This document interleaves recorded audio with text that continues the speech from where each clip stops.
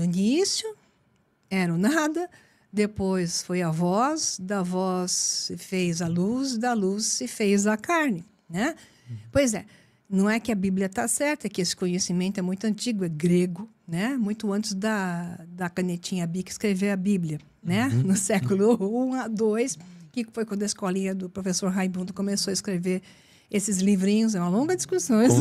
Conselho de Nicéia. É. Reuniu os livros que achava que era pertinente, colocou tudo junto ali. Quem escreveu uma longa discussão também, Sim. deixa pra lá. Então, eu chamo de livros da canetinha Bic. Esse serve, você não serve, né? E joga lá no Mar Morto, salva alguns, coloca lá dentro dos barris de barro e deixa gravar. Quem sabe um dia a gente vai precisar do arquivo, e etc. Então, esse conhecimento é pré-bíblico, né? Sempre, muito antigo. Então, a fonte é algo surge. Mas esse algo surge, o fóton, dentro da física teórica, carrega toda a informação. Por isso que a transmissão de informação de dados é via campo eletromagnético, fótons, né? Então, circuitos, onde o sistema de transmissão é que carrega fótons. Então, o fóton é a partícula fundamental, exemplo, que a gente pode definir aqui para simplificar, para não complicar, como aquilo que carrega a informação da anterioridade. Então, algo existe antes. Mas o que é esse antes? Então, qual é o antes? Muito bem, então vamos tentar melhorar. Né? Porque pensando na alusão da piscina, achei muito bom o seu exemplo, né? Isso. A gota central do momento que a pedra cai, ele pode ser considerado o nosso nascimento ou ele é prévio? Então, quem atirou a pedra? Um ótimo ponto. É o ponto. Então, quando você olha para a pedra, você vê uma coisa. Mas a pedra atingiu a água porque havia uma intenção. Então, da onde saiu essa intenção? Para que algo exista, existe uma intenção. E tudo que surge, surge por um sentido. Então, a pedra foi jogada lá por uma intenção. Não estamos discutindo quem ainda. Nem qual intenção. Isso, a intenção de jogar a pedra. Sim. Okay? Aí ela caiu na água, ela começa a se desdobrar. O que você está vendo aqui? Um sentido, uma direção. Então, o tempo e o espaço, eles seguem uma direção. Essa direção é um sentido. Então, o universo está se expandindo. Ele segue um sentido. Né? Não vamos dizer se existe ou não existe o universo, que aí é outro departamento. Mas no mundo que nós vivemos, nós podemos medir 3% de coisas. Então, no universo, na nossa realidade, a maior parte não é visível. Nós vivemos dentro de um campo da luz. Então, vemos um padrão chamado de luz visível. Mas a maior parte nós não vemos. Né? E se não vemos, desconhecemos. Dizemos que não existe, é o que se dizia, e se víamos algo que não fazia sentido dentro do mundo visível, dizíamos que isso era do mundo que não pertence ao nosso mundo. Então, seria a vontade de Deus ou do seu rival, né? Que é clássico só no mundo católico, porque não é assim no mundo judaico, né? O opositor de Deus, na verdade, está a serviço dele. É uma longa história. Não vamos discutir religião se a gente não sair daqui. Sim. Mas o que significa que nós vemos e podemos medir apenas 3% do que chamamos de universo. O que é o outro? Inventaram teorias. Então, energia escura, matéria escura, né? Campos de influência, que seriam, então, o padrão das ondas de influência do campo de energia escura, né? Então, ondas gravitacionais. Mas são só conceitos que, matematicamente, podem explicar algo. Aí está a coisa. Tudo que nós vivemos e podemos medir é um mundo matemático. Por isso que Pitágoras chamava de Deus, geometrizador, que não usava o termo Deus, né?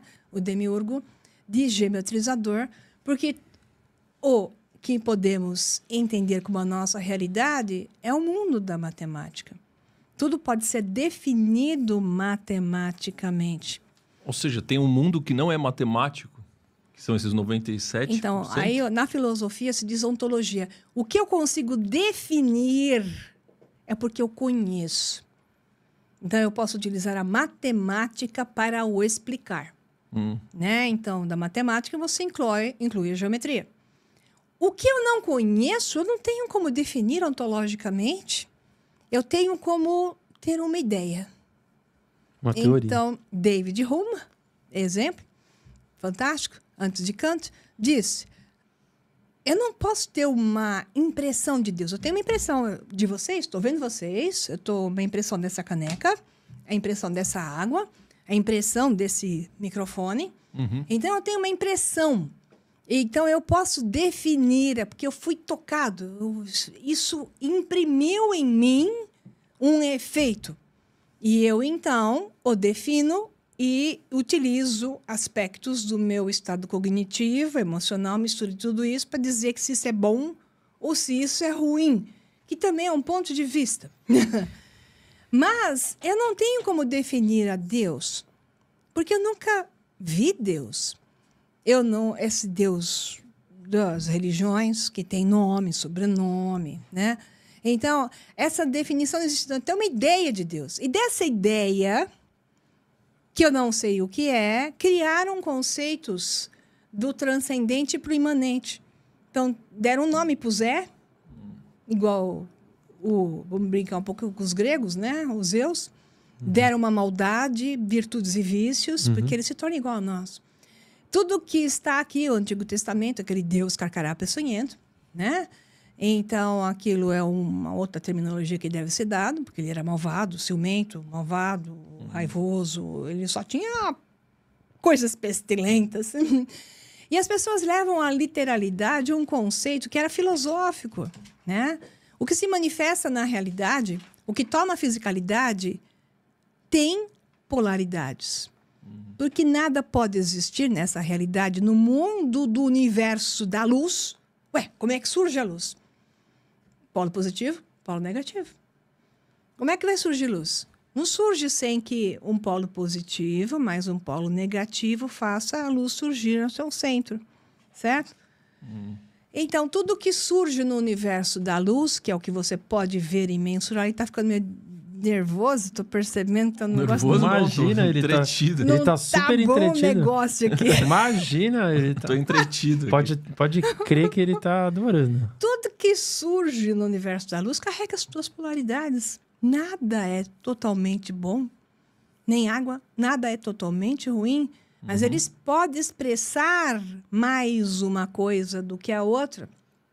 Por isso que os gregos criaram várias versões de deuses, e na época já de Alexandria, né, onde a Grécia migrou para Alexandria, e foi a sua fase final, graças aos católicos que mataram todo mundo por lá, né? E não sobrou mais ninguém que pensava, típico, né? Igual fizeram na Rússia, no movimento bolchevique, mata todo mundo que pensa e entra uma era das trevas e aí entra um novo movimento que não é diferente do que estão fazendo agora. Mas vamos por partes. Então, naquela época de Alexandria, no Egito, que é onde estavam os filósofos gregos sua fase final, eles criaram um deus chamado Abraxas. Então, Abraxas tinha um corpo, dorso de homem, pernas de serpentes, então cada perna era uma serpente que virava, serpenteava cada uma para um lado. Ele era um cocheiro, estava em cima de uma charrete, né, com um chicote, ou seja, ele era o condutor, 2 cavalos, um preto e um branco, cada um em uma direção, né? Cabeça de galo, porque naquela época o ser solar, né, então a visão da Pérsia tinha influenciado eles com a visão de Mitra, mas eles então assumiram uma visão mitraica do deus solar com a cabeça do galo na época. Depois, mais para adiante, na mesma Alexandria, isso virou a cabeça do demiurgo com uma cabeça solar, mas na cabeça do leão, por isso que está em tudo que é bandeira, o demiurgo, cabeça do leão, não é porque o leão é bonito, é da África e é o animal mais forte que tem. Não, é o demiurgo dessa turma, né? O deus solar, aquele que sabe da verdade. Então, por isso, a águia é Zeus, né? As serpentes aparecem muito também, né? Então, a serpente é o conhecimento dessa realidade, né? Igual em inglês, as palavras são perfeitas. Quando fala assim, You have an uncanny ability. Você tem uma habilidade de serpente. Khan, a palavra é serpente, por isso Khan, Gengis Khan. Então, Kaiser, tudo a palavra é serpente, como a sua origem, né? Então, quem está acima é aquele que carrega serpentes. Então, Buda, as serpentes na cabeça, né? Sempre são serpentes. Então, Krishna, as serpentes também em volta. Então, a serpente é ruim no mundo católico, que infelizmente apagaram a cabeça das pessoas, apagaram o conhecimento e enfiaram um monte de meleca na cabeça das pessoas. E elas aceitaram esse emborrecimento. Então, o termo da serpente significa a consciência da matéria. Então, a serpente, ou o dragão, né, que vem a posterior, é uma derivação da própria serpente, é a ideia de que a matéria tem uma consciência. O mundo da matéria é o nível mais baixo de consciência. E ela tem uma dinâmica que significa existir a qualquer preço, de qualquer forma, né? Mesmo em detrimento de qualquer outra coisa. Então, a matéria tem um impulso pela existência. E esse impulso pela existência diz exista. Então, esse exista é o conhecimento de como se manter existindo. Por isso que você vê isso nos animais, né? Então, o cachorrinho pode ser bonzinho para você, mas se você deixar ele sem comer, ou, sei lá, um leãozinho que você criou na sua casa, a leoazinha boazinha, se você deixar ela sem comer e jogar ela na floresta, na savana é o caso, na savana, ela vai desenvolver a habilidade de fazer um download da rede, sempre que os animais estão ligados em rede, né? Do campo morfogênico, da informação. Significa que a informação, ela existe. Ela vai adquirir a capacidade de sair fazendo. Os animaizinhos, eles nascem já com campo morfogênico, dizendo a eles, levanta, né? Levanta, que se não levantar, vão te comer, né? Então, eles já nascem com um download diferente do ser humano. O ser humano nasce completamente vazio. Ele nasce sem memória de nada. E a informação será entrada aos poucos pelo meio. Pelo ambiente que o cerca. Então, ele se torna um potencial, porque todos carregamos um potencial, que é único, né? Que é uma singularidade, esse é o padrão da singularidade. Então, ele carrega um potencial, mas ele não está ligado a uma rede que está fazendo download para ele igual os animais. Porque o objetivo do animal e o objetivo do ser humano são muito distintos. O animal é sobreviva. Mas esse campo não influencia a gente também? Igual influencia para os animais? Não deveria influenciar positivamente? Segundo a mitologia grega, até as irmãs Nornes que teciam a rede do destino, até os deuses estavam submetidos à vontade delas. Porque elas que determinavam o destino.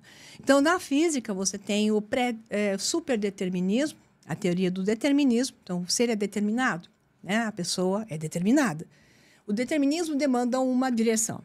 Então, você é determinado a se tornar um mestre de Kung Fu, né? Então, você está determinado, você tem uma direção. Você tem sistemas de multideterminismos. Então, a pessoa pode estar determinada a ser um cara da computação, mestre de Kung Fu, e casar e ter filhos. Exemplo, tá? Então, isso são determinismos, mas parte de um ponto central com várias flechas. Isso Agora, seria o destino? a Podemos pessoa chamar? cria o destino dela através do que se chama superdeterminismo.